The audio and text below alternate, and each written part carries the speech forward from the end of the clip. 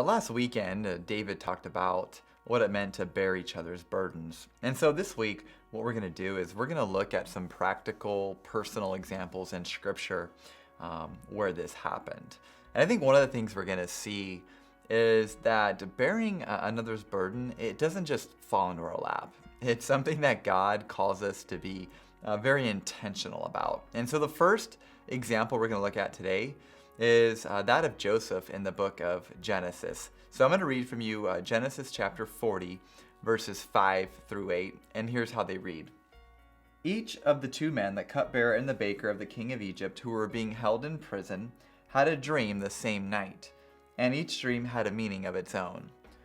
When Joseph came to them the next morning, he saw that they were dejected. So he asked Pharaoh's officials who were in custody with him in his master's house, "Why are your faces so sad today?" "We both had dreams," they answered, "but there is no one to interpret them." Then Joseph said to them, "Do not interpretations belong to God? Tell me your dreams."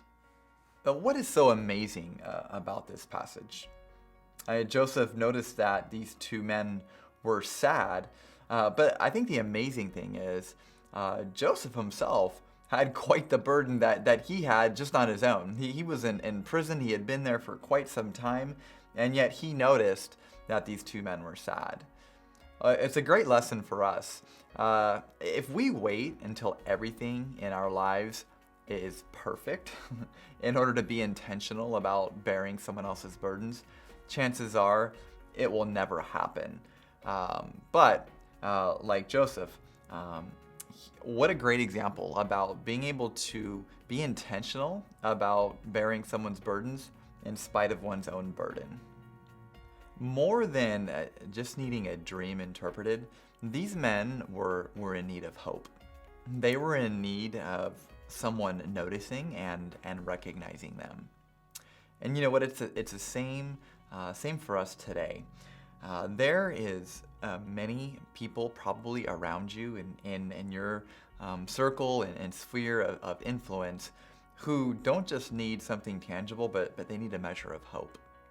And chances are that person, that burden that you can help bear, that person may be closer to you than you realize.